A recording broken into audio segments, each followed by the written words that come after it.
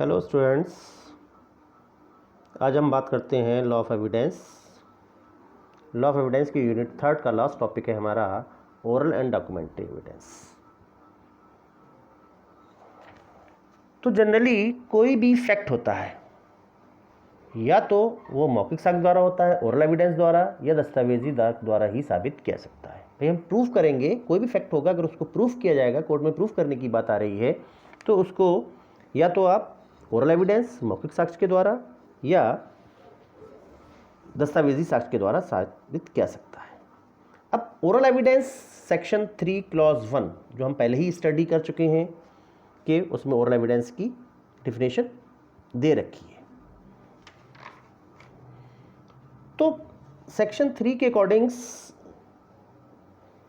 Indian evidence act के section 3 कहता है कि अगर कोई भी पर्सन है किसी भी फैक्ट के बारे में कोई स्टेटमेंट देना चाहता है तो वो न्यायालय की अनुमति से न्यायालय में उपस्थित होकर जो कोई भी कथन करता है, कोई भी स्टेटमेंट देता है, तो वो ऐसे व्यक्ति का ऐसा कथन मौखिक साक्ष्य कहलाता है। कोई व्यक्ति जिसको कोर्ट परमिट कर देता है और कोर्ट के सामने वो उपस्थित होता है और किसी भी मैटर्स पे जो उसके अंडर इंक्वायरी है उस पर कोई भी स्टेटमेंट अपना दे रहा है, तब ऐसी कंडीशन में वो कैसा होगा, उसका ओरल एविडेंस कहलाएगी। Section 59 proof of fact by the oral evidence. मौखिक साक्ष्य द्वारा तथ्यों को साबित किया जाना। भाई जो भी हमारे फैक्ट हैं, फर्स्टली हम बात करेंगे ओरल एविडेंस के द्वारा उनको साबित किया जाना। तो all facts excepted the contents of the documents और इलेक्ट्रॉनिक रिकॉर्ड में be prove by the oral evidence. दस्तावेजी साक्ष्य और इलेक्ट्रॉनिक अभिलेखों की अंतर्वस्तु को छोड़कर, उनके कंटेंट्स को छोड़कर जितने भी फैक्ट हैं उन सबको मौखिक साक्ष्य के द्वारा ही साबित किया जा सकता है। ठीक है, तो इसका मतलब क्या है कि मौखिक साक्ष्य के द्वारा दस्तावेजी और इलेक्ट्रॉनिक जो अभिलेख है उनको छोड़कर वो सारे तथ्य क्या हो जाएंगे, हम ओरल एविडेंस के द्वारा ही साबित किया जाएगा। और इनको ओरल एविडेंस को कोई भी पर्सन है उसके 5 सेंस ऑर्गन्स होते हैं, इंद्रियां होती हैं, उनके द्वारा ही उनको साबित किया जाएगा कि उसकी 5 ऑर्गन्स। और सेक्शन 30 क्या बात करता है कि oral evidence must be direct, कि ओरल एविडेंस कैसा होगा, प्रत्यक्ष होगा। If it's refers to a fact which could be seen, यदि वह किसी देखे जा सकने वाले तथ्य के बारे में है। भाई हमारी सेंस ऑर्गन्स है, वो उसको देख रहा है, हमारी आंखें हैं किसी तथ्य के बारे में देख रही हैं, तो it must be evidence of a witness who says he सा इट, तो वह ऐसे व्यक्ति का साक्ष्य होगा जो कहता है कि उसने देखा है। If it's refers to a fact which could be heard, यदि वह सुने जा सकने वाले तथ्य के बारे में है तो वो it must be the evidence of a witness who says he heard it, तो वो ऐसे व्यक्ति द्वारा या ऐसे साक्षी द्वारा का साक्ष्य होगा जो ये कहता है कि उसने उसको सुना है। If it refers to a fact which could be perceived by any other sense or in any other matters, it must be the evidence of a witness who says he perceived it by that sense or in that manner. यदि वह किसी ऐसे तथ्य के बारे में है जिसका किसी अन्य इंद्रियों द्वारा, अपने सेंसेस से या किसी अन्य रीति से परसीव कर रहे हैं, उसका बोध हो रहा है किसी अदर मैटर से, तो वो ऐसे साक्षी का साक्ष्य होगा, ऐसे विटनेस का एविडेंस होगी जो ये कहता है कि उसने इसका परसीव इसको किससे किया है, अपने सेंसेस से या किसी अदर मैटर से किया है, अपनी इंद्रियों द्वारा किया है या अपने किसी दूसरी रीति से किया है। तब ऐसी कंडीशन में उस पर्सन्स की एविडेंस कैसी हो जाएगी, डायरेक्ट एविडेंस मानी जाएगी। 4th one, if it refers to an opinion or the grounds on which that opinion is held, तो it must be evidence of the person who holds the opinion on those grounds। यदि वह किसी राय के बारे में यह राय के आधारों के बारे में है जिस पर ऐसी राय आधारित है, तो वो उस व्यक्ति का साक्ष्य होगा। तो ऐसे पर्सन्स की एविडेंस होगी जो उन ओपिनियंस, उन रायों पर ऐसी धारणा करता है। वे किसी पर्सन्स की कोई ओपिनियंस है या किसी ग्राउंड्स पे बेसिस है और वो राय आधारित है, तो ऐसे व्यक्ति का साक्ष्य होगा जो ये कहता है, उसकी जो ओपिनियंस है उस पर आधारित है। तो ये ऐसी कंडीशन में, इन सर्कमस्टांसिस में अगर कोई भी पर्सन कोई भी एविडेंस देता है, तब ऐसी कंडीशंस में उस पर्सन्स की जो एविडेंस होगी वो ओरल एविडेंस तो होगी, बट ओरल एविडेंस कैसी होगी? डायरेक्ट एविडेंस होगी। इसके अदर देन एविडेंस एक्सेप्टेबल नहीं है ओरल एविडेंस में, क्योंकि oral evidence must be direct ही बात करता है। कोई व्यक्ति अगर न्यायालय से कोई भी कथन कर रहा है, कोई साक्ष्य दे रहा है या उसने कोई अपराध होते हुए देखा है, तो ऐसी कंडीशन में वो हिमसेल्फ कोर्ट में प्रेजेंट हो और वो स्टेटमेंट देगा, तब ऐसी कंडीशन में उसकी एविडेंस डायरेक्ट एविडेंस मान ली जाती है। इसमें आप केस देख सकते हो, आप शरद विरदीचंद वर्सेस स्टेट ऑफ महाराष्ट्र। कुछ लोगों ने क्या करा था, एक घायल व्यक्ति को देखा और जिसकी कुछ मृत्यु हो गई थी, और उस व्यक्ति को उन्होंने क्या देखा, मरने से पहले उसकी तड़पते हुए देखा, उसके शारीरिक और मानसिक कष्ट को देखा, उसकी पेन को देखा, पीड़ा को देखा। तो जितने लोगों ने उस व्यक्ति की ये कंडीशन को देखा था, तो सभी उसके शरीर की दशा के प्रत्यक्ष साक्षी माने गए, डायरेक्ट विटनेस माने गए, क्योंकि उन सब ने उसकी कंडीशंस को देखा था। तो ऐसी कंडीशंस में oral evidence must be direct होती है। तो एविडेंस जो होती है हमारी, हमेशा ओरल एविडेंस डायरेक्ट होती है, और इनडायरेक्ट एविडेंस आप प्रत्यक्ष साक्ष्य स्वीकार नहीं है। किन सर्कमस्टांसेस में, कुछ सर्कमस्टांसेस ऐसे होते हैं जिस कंडीशंस में आप प्रत्यक्ष साक्ष्य भी एक्सेप्टेबल होता है, कुछ उसके एक्सेप्शंस हैं। इसी में से एक है हेयर से एविडेंस। हेयर से एविडेंस कैसे होती है? जनरल रूल्स तो यही कहता है कि हेयर से एविडेंस एडमाइजेबल नहीं है, that hearsay evidence is not admissible in proof of fact which has been stated by third person, क्योंकि उसने क्या होता है, किसी थर्ड पर्सन के बारे में से सुना होता है। This rule has been long establish as a fundamental principles but certain exception have also been recognise. इसके कुछ एक्सेप्शन को एक्सेप्टेबल किया गया है, जिस कंडीशंस में ये बेस प्रिंसिपल्स हैं, फंडामेंटल प्रिंसिपल्स हैं के रूल्स के, कि हेयर से एविडेंस एडमाइजेबल नहीं है, बट उसके कुछ एक्सेप्शंस हैं जिस कंडीशन में वो हेयर से एविडेंस एडमाइजेबल है, सुसंगत है या ग्राह्य है।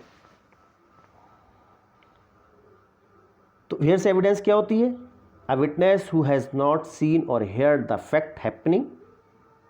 हेयर से एविडेंस वही होती है, किसी व्यक्ति ने, जो विटनेस है, उसने किसी अपराध के बारे में, किसी फैक्ट के बारे में ना तो उनको देखा है और ना ही उन्होंने सुना है, बट हैज़ ओनली सीन और heard others exclaims the fact, कि दूसरे पर्सन ने उसको एक्सप्लेन किया है, उसको बताया है, या जो व्यक्ति ने देखा है या सुना है उनसे उन्होंने सुना है अगर, तो it is not I witness point of view. और ये ऐसी कंडीशन में क्या होता है, आई विटनेस नहीं होता। आई विटनेस वही होता है जिस पर्सन ने हिमसेल्फ ऑफेंस को होते हुए देखा, और ऐसी कंडीशन में किसी पर्सन ने किसी दूसरे व्यक्ति की बातें, सुनी सुनाई बातें कोर्ट में आकर कह देता है, तो ऐसी कंडीशन में वो कैसी होगी, उसकी हेयर से एविडेंस होगी, और ऐसी कंडीशन में हेयर से एविडेंस एडमाइजेबल नहीं है। ठीक, इस पर एक केस देख लेते हैं, आर वर्सेस गिब्सन का केस है। इसमें एक लेडी थी,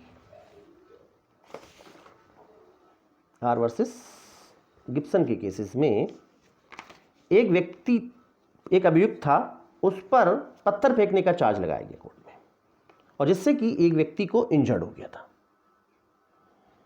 और जैसे ही व्यक्ति ने पत्थर फेंका, एक स्त्री ने उसको पत्थर फेंकते हुए देख लिया था, और उस लेडी ने उस पर्सन्स को, इंजर्ड पर्सन्स को बताया कि जिसने पत्थर फेंका था वो पर्सन इस घर में गया है। बट ऐसी कंडीशंस में जब उसको एज ए विटनेस उस लेडी को बुलाया गया, वो कोर्ट में प्रेजेंट नहीं हुई। बाकी और अदर कोई आई विटनेस नहीं था, सिर्फ वो इंजर्ड पर्सन्स को उस लेडी ने बताया था, तो और उसने खुद तो देखा नहीं था उसको पत्थर फेंकते हुए। तो ऐसी कंडीशन में उसकी एविडेंस को हेयर से एविडेंस माना गया और उसको एडमाइजेबल नहीं किया गया, स्वीकार नहीं किया गया। बट इसके एक्सेप्शन है, किस किस कंडीशन में, किन किन सर्कमस्टांसेस में इसको एडमाइजिबल किया गया है कि हेयरसे एविडेंस को, इसको इनडायरेक्ट एविडेंस भी कह सकते हैं। इनडायरेक्ट एविडेंस जो होती है वो निम्न परिस्थितियों में एडमाइजिबल होती है, हेयरसे एविडेंस जो होती है। ठीक है, फर्स्टली तो है रेस जेस्टे, सेक्शन 6, या ऑलरेडी आप लोग पढ़ चुके हो। सेक्शन 6 क्या है कि ऐसे तथ्य जो विवादक नहीं है और विवादक तथ्यों से इस प्रकार जुड़े हुए हैं, फैक्ट, ऐसे फैक्ट जो फैक्ट इन इशू नहीं है बट फैक्ट इन इशू से इस प्रकार कनेक्टेड है कि वो सेम ट्रांजैक्शन के पार्ट है, एक ही समय व्यवहार के भाग हैं, वो चाहे different same timing same places पे हुए हों, एक ही समय एक ही स्थान पर हुए हों, या डिफरेंट प्लेसेस डिफरेंट स्थान पर हुए हों, तब ऐसी कंडीशंस में वो क्या मान लिए जाते हैं, रेस जेस्टे मान लिए जाते हैं।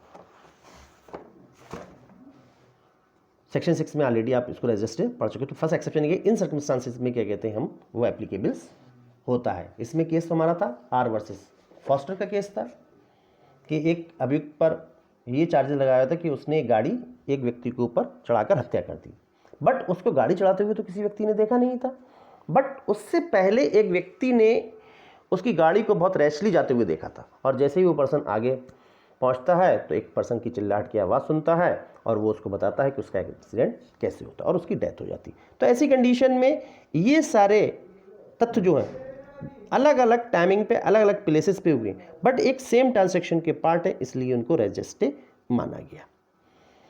इस तरह से एडमिशन एंड कन्फेशन, स्वीकृति और संस्वीकृति, स्वीकृति और संस्वीकृति न्यायालय के बाहर होती है और किसी ऐसे व्यक्ति से भी साक्ष्य साबित की जा सकती है जिसके सामने वह की गई है, और वो प्रत्यक्ष साक्षी तो होता नहीं है, चाहे एडमिशन की हो या कन्फेशन की हो, क्योंकि उन्होंने घटना को घटित होते हुए नहीं देखा, बल्कि उस व्यक्ति से उन्होंने उसको सुना है जिसने उसके दोषी होने का अपने आप में स्वीकार किया है।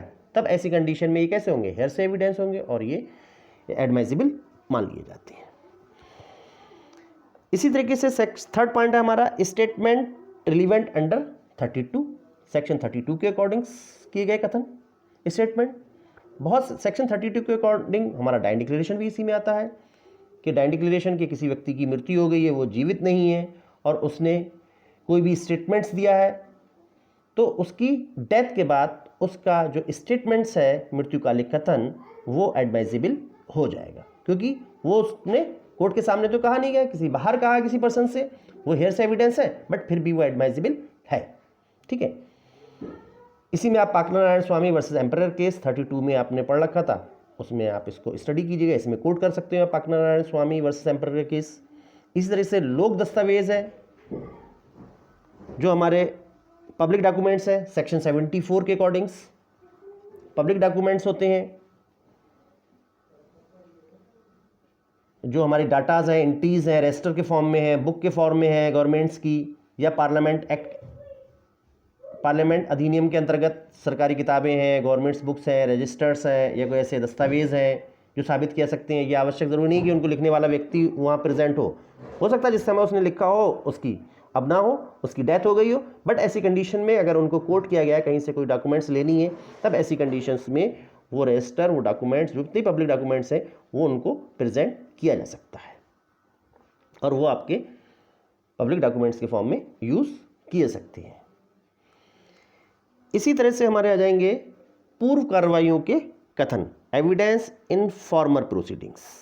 जो हमारी फॉर्मर प्रोसीडिंग होती हैं, पूर्व कार्रवाइयाँ होती हैं, उसमें किसी पर्सन ने, किसी साक्षी ने कोई भी कथन कहा है, कोई भी स्टेटमेंट्स दिया है, और वही प्रश्न बाद में किसी कार्रवाई में क्वेश्चन राइज हुआ हो, और ऐसी कंडीशन में जिस पर्सन ने फॉर्मर स्टेटमेंट दिया था वो अब जीवित नहीं है, वो आलिव नहीं है, या क्या कहते हैं वो नहीं मिल पा रहा है, और ऐसी कंडीशंस में उसके जो पीरियड स्टेटमेंट्स होते हैं वो एक्सेप्टेबल हो जाते हैं और वो एक्सेप्टेबल है।